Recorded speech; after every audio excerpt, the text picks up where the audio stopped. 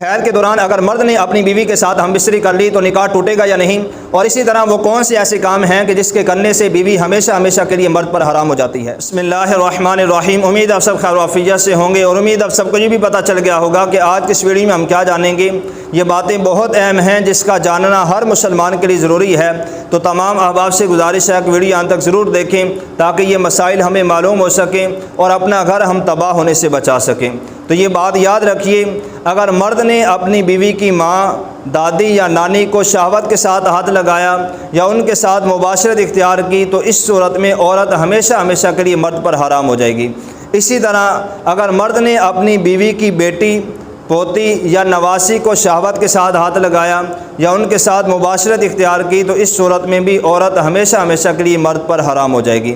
اور اسی طرح اگر عورت نے اپنے شوہر کے باپ، دادا یا نانا کو شہوت کے ساتھ ہاتھ لگایا یا ان کے ساتھ مباشرت اختیار کی تو اس صورت میں بھی عورت ہمیشہ ہمیشہ کے لیے مرد پر حرام ہو جائے گی۔ اسی طرح اگر عورت نے اپنے بیٹے، پوتے یا نواسے کو شہوت کے ساتھ ہاتھ لگایا یا ان کے ساتھ مباشرت اختیار کی تو اس صورت میں بھی عورت ہمیشہ ہمیشہ کے لیے مرد پر حرام ہو جائے گی۔ اسے کہتے ہیں حرمت مشاہرت۔ اور اگر ایک دوسرے کے اصول و فروع کے علاوہ کسی اور کو شہوت کے ساتھ ہاتھ لگایا یا کسی کے ساتھ مباشرت اختیار کر لی تو اس صورت میں حرمت مشاہرت ثابت نہیں ہوگی، نکاح نہیں ٹوٹے گا۔ یہ بات یاد رہے، حرمت مشاہرت کی صورت میں عورت مرد پر ہمیشہ کے لیے حرام ہو جاتی ہے، نہ ہی اس کے لیے کوئی کفارہ ہے کہ بندہ کہے کہ میں کفارہ دوں گا عورت مجھ پر حلال ہو جائے گی۔ بندہ چاہے 10,000، 20,000، 40,000، 50,000 بھی رب کی بارگاہ میں صدقہ کر دے، خیرات کر دے، عورت ہمیشہ کے لیے اس پر حرام ہی رہے گی، حلال نہیں ہو سکتی حرمت مشاہرت کی صورت میں۔ اور اسی طرح اگر مرد نے اپنی بیوی پر زنا کی تہمت لگائی، اب فیصلہ قاضی کے پاس چلا گیا تو قاضی مرد سے 4 گواہ طلب کرے۔ اگر مرد 4 گواہ پیش نہیں کر سکتا تو اس صورت میں قاضی مرد کو قید کرے، اس سے اقرار کروائے کہ تو نے اپنی بیوی پر جھوٹا الزام لگایا ہے۔ اگر مرد اقرار کر لیتا ہے تو اس صورت میں اس کو حد لگائی جائے گی، اسے 80 کوڑے لگائے جائیں گے۔ اگر مرد اقرار نہیں کرتا تو پھر اس سے قسم لی جائے۔ اللہ تبارک و تعالیٰ قرآن پاک میں ارشاد فرماتا ہے کہ اگر مرد اپنی بیوی پر زنا کی تہمت لگاتا ہے، جھوٹی تہمت لگاتا ہے تو پھر اس سے گواہ طلب کیے جائیں، گواہ پیش نہ کرے تو اقرار کروایا جائے، اقرار نہیں کرتا تو پھر اس سے قسم لی جائے۔ جب قسم لینی ہے تو 5 بار اس سے قسم لینی ہے۔ قسم لینے کا طریقہ یہ ہے کہ 5 بار وہ قسم اٹھائے گا، 4 بار جب اس نے قسم اٹھانی ہے تو الفاظ یہ ہونے چاہیے مرد کے کہ اللہ کی قسم جو میں نے اپنی بیوی پر زنا کا الزام لگایا ہے اس میں میں سچا ہوں، اللہ کی قسم میں نے اپنی بیوی پر جو زنا کا الزام لگایا ہے اس میں میں سچا ہوں۔ اس طرح یہ 4 بار الفاظ کہے گا۔ 5ویں بار یہ کہے گا کہ اللہ کی قسم جو میں نے اپنی بیوی پر زنا کا الزام لگایا ہے اس میں اگر میں جھوٹا ہوا تو مجھ پر اللہ کی لعنت ہو۔ اس طرح یہ قسم اٹھائے اور پھر اس کے بعد عورت سے قسم لی جائے گی۔ اگر عورت قسم اٹھانے کے لیے تیار نہیں ہوتی اس پر حد جاری ہوگی، اسے 80 کوڑے لگائے جائیں گے۔ اگر وہ قسم اٹھانے کے لیے تیار ہو جاتی ہے تو پھر جب اس سے قسم لینی ہے تو 5 مرتبہ اس سے بھی قسم لی جائے گی۔ 4 بار جب اس نے قسم اٹھانی ہے تو اس کے الفاظ یہ ہونے چاہیے کہ اللہ کی قسم جو میرے شوہر نے مجھ پر زنا کا الزام لگایا ہے اس میں وہ جھوٹا ہے، اللہ کی قسم جو میرے شوہر نے مجھ پر زنا کا الزام لگایا ہے اس میں وہ جھوٹا ہے۔ 4 بار عورت اس طرح قسم اٹھائے گی۔ 5ویں بار یہ کہے گی کہ اللہ کی قسم جو میرے شوہر نے مجھ پر زنا کا الزام لگایا ہے اگر اس میں وہ سچا ہے تو مجھ پر اللہ کا غضب ہو۔ جب دونوں قسم اٹھا لیں، مرد بھی عورت بھی، تو اس کے بعد قاضی جو ہے یہ مرد عورت کے درمیان جدائی کروا دے گا۔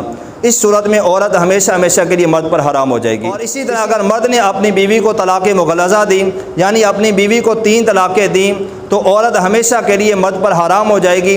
وہ عورت اس وقت تک اپنے شوہر کے نکاح میں نہیں آ سکتی جب تک وہ کسی غیر مرد کے ساتھ شادی نہ کرے اور وہ آدمی اسے طلاق نہ دے لے، تب تک وہ عورت اپنے پہلے شوہر کے نکاح میں نہیں آ سکتی، یعنی جسے حلالہ ہم کہتے ہیں۔ جب تک عورت حلالہ نہ کروا لے تب تک وہ عورت اپنے پہلے شوہر کے نکاح میں نہیں آ سکتی۔ اسی طرح اگر کوئی مرتد ہو گیا تو اس کی عورت بھی اس پر حرام ہو جائے گی۔ جب تک وہ آدمی دوبارہ کلمہ پڑھ کے مسلمان نہیں ہوگا تب تک وہ عورت کے ساتھ نکاح نہیں کر سکتا۔ اگر آدمی مسلمان تھا، کافر ہو گیا تو عورت اس پر ہمیشہ کے لیے حرام ہو جائے گی۔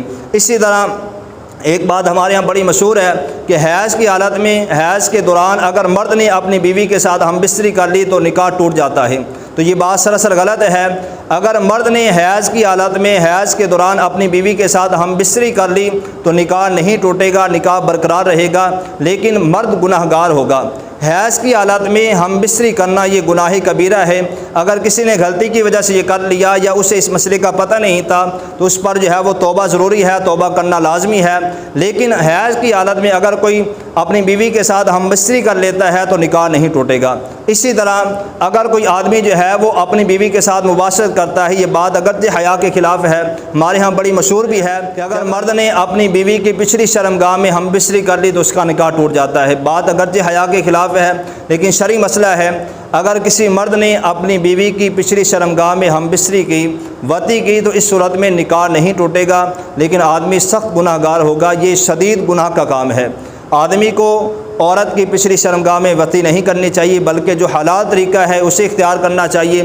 اگر کوئی آدمی اپنی بیوی کی پچھلی شرمگاہ میں وطی کرتا ہے تو آدمی سخت گناہ گار ہوگا، اس کے لیے توبہ کرنا ضروری ہے۔ توبہ کرے گا تو اس کا گناہ معاف ہوگا، کیونکہ یہ فعل گناہ کبیرہ ہے، اور گناہ کبیرہ جو گناہ ہوتا ہے یہ اس وقت تک معاف نہیں ہوتا جب تک بندہ اللہ کی بارگاہ میں توبہ نہ کر لے۔